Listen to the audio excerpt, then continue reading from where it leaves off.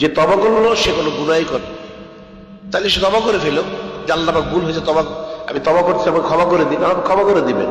এখন কেউ যদি বলে যে আসলে তো তার অন্তরে পরিপূর্ণ তোমার খেয়াল নেই, নাউজুবিল্লাহ, এটা তো কুফরি হবে।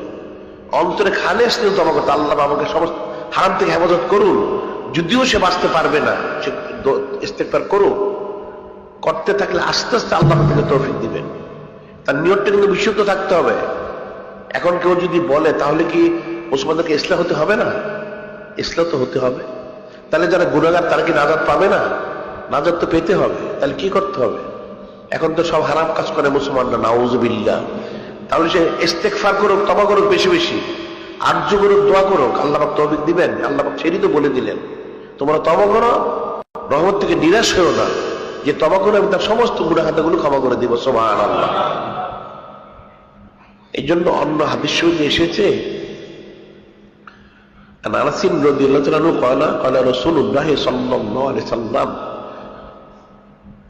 হযরত আনাস বিন মালিক রাদিয়াল্লাহু তিনি বলতেছেন, নূরে মুজাসসাম হাবিবুল্লাহ হুজুর পাক সাল্লাল্লাহু আলাইহি তিনি ইরশাদ করেন, কুল্লু বানি আদম খাত্তাউ, কুল্লু বানি আদম খাত্তাউ, খায়রুল খাত্তাইন আত-তাওয়াবুন। কুল্লু বানি আদম, সমস্ত আদম সন্তানরা গুনাহগার, খাত্তাউন, খায়রুল খাত্তাইন আত-তাওয়াবুন। শ্রেষ্ঠ গুনাহগার ওই ব্যক্তি যে বেশি বেশি তওবা করে। সুবহানাল্লাহ। এখন ভুল ত্রুটি মানুষের থাকতে পারে, সে তওবা করুক, ইস্তেগফার করুক, আল্লাহ পাক ক্ষমা করে দিবেন। সুবহানাল্লাহ। আমার অনেক গুনাহ হচ্ছে, আমি তওবা করতেছি, আল্লাহ পাক আমি গুনাহ থেকে বেঁচে থাকার চেষ্টা করব। সে কোশিশ করার জন্য ইস্তেগফার তওবা করুক, তওবা করার নিয়ত করুক, তখন আল্লাহ পাক তাকে জাযা খায়ের দান করবেন। আর যদি সে তওবাই না করে তাহলে সে কি করে নাজাত পাবে? এখন এই তওবা করে ইস্তেকামত থাকার জন্য যেটা বলা হয়েছে, দেখে সে তো একা একা তওবা করে নাজাত পেতে পারবে না, ইস্তেকামত থাকতে পারবে না। সেই জন্য বলা হয়েছে যদি কেউ তওবা করে ইস্তেকামত থাকতে চায় তাহলে সে কোন একজন আল্লাহওয়ালা লোকের সোহবত ইখতিয়ার করবে, বায়াত গ্রহণ করবে, সবক নিবে, জিকির ফিকির করবে, তাহলে আশা করা যায় সে একজন আল্লাহ পাক ওনার ওলির ফয়েজ তাওয়াজ্জুর কারণে সে ইস্তেকামত থাকতে পারবে। সুবহানাল্লাহ।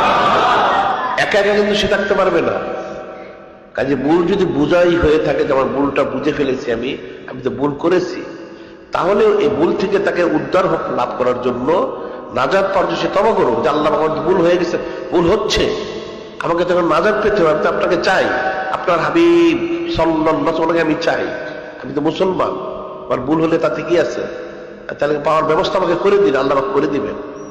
আল্লাহ পাক ওয়াদা দিয়েছেন, আল্লাযীনা জাহাদু ফীনা লানাহদিয়ান্নাহুম সুবুলানা। আল্লাহ পাক বলেন, আমাকে পাওয়ার জন্য যা কোশিশ করে আমাকে পাওয়ার সমস্ত পথগুলো আমি বলে দিই। সুবহানাল্লাহ। তাহলে একজন আল্লাহওয়ালা লোকের কাছে বায়াত গ্রহণ করে, সবক নিয়ে, জিকির ফিকির করে কোশিশ করতে হবে, আল্লাহ পাক থেকে তৌফিক দিবেন। সুবহানাল্লাহ। এখন প্রত্যেকটা বিষয় কিন্তু ফিকির করতে হবে। এখন মুসলমানকে মুসলমান হইতে হবে, এটা মনে রাখতে হবে, মুসলমানকে মুসলমান হইতে হবে।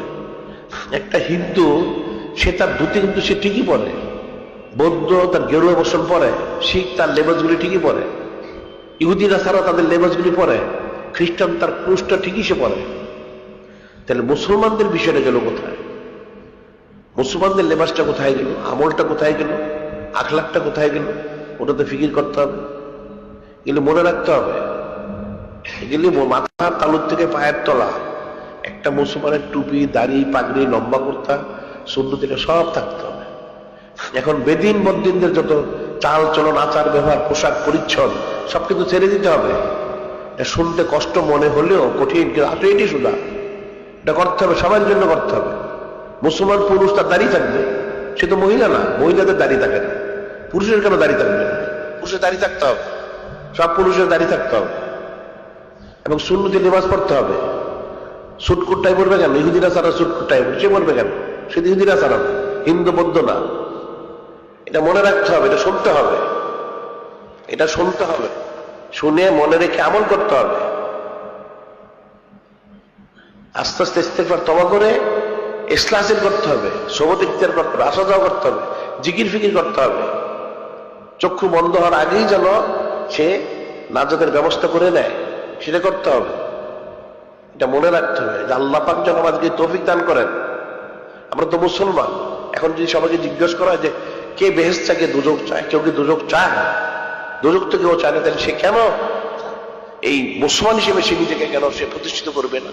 সে কেন খালি জীবনদার হবে না? জবাবদিহি করতে হবে। এখন মুসলমানদেরকে না বলতে, এখন একটা লোক খুব পয়সাওয়ালা, সে মন্ত্রী মিনিস্টার প্রেসিডেন্ট হয়ে গেছে, নাহলে আরো কিছু হয়ে গেছে, মনে জমিন থেকে আসমান ঠিকে গেছে, এখন তাকে দাড়ির কথা বলতে হবে, তোমার দাড়ি রাখতে হবে। তুমি মন্ত্রী মিনিস্টার প্রেসিডেন্ট হও, তোমাকে তো দাড়ি রাখতে হবে, তোমার সুটকুট বাদ দিতে হবে, লম্বা করতে পারতে হবে, তুমি মহিলা যে তোমাকে পর্দা করতে হবে, এটা বলতে হবে তো। না বলে শিখবে কোত্থেকে? তোমাকে কে বলবে? আল্লাহ পাক যে কোন সময় বলে দিলেন, ফালাউলা নাফারা মিন কুল্লি ফিরকাতিন মিনহুম তায়ফাতুন লিতাফাক্কাহু ফিদ্দীন ওয়া লিয়ানজিরু কওমাহুম ইযা রাজাউ ইলাইহি লাআল্লাহুম ইয়াহযারুন। আল্লাহ পাক বলে দিলেন, কেন তোমাদের প্রত্যেক কওম থেকে কিছু লোক বের হয় না, তারা ইলমে দ্বীন শিখবে, শিখে ফকিহ হয়ে আল্লাহওয়ালা হয়ে ওনাদের কাছে যারা আসবে, ওনার সাথে নেসবত যারা রাখবে, তাদেরকে নসিহত করবে যাতে তার হেদায়েত প্রাপ্ত হয়।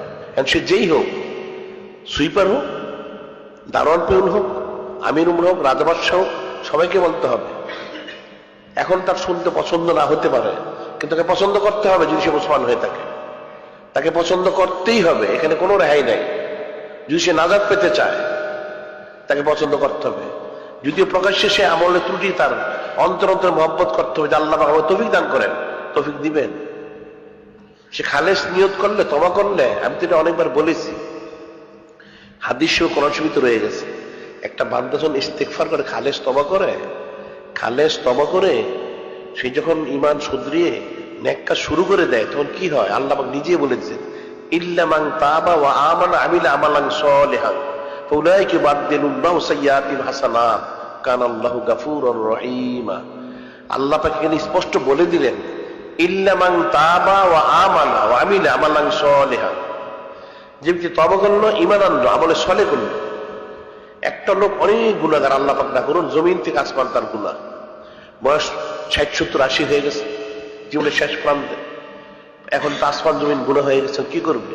আল্লাহ পাক বলতে, তওবা করো, সমস্ত গুনাহ থেকে তওবা করো, ইল্লা মান তাবা ওয়া আমানা, খালিস ঈমান আনো, আমিলা আমালান সালেহ, নেক কাজ শুরু, নামাজ কালাম জিকির ফিকির তো সব শুরু করে দাও।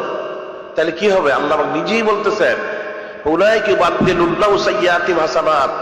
এই তওবা করলে তার তো গুনাহ মাফ হলো, একদিকে শুধু গুনাহ মাফ হলো না, তার এই জমিন থেকে আসমান পর্যন্ত যত গুনাহ, সমস্ত গুনাহগুলি আল্লাহ পাক নেকিতে পরিবর্তন করে দিবেন। সুবহানাল্লাহ।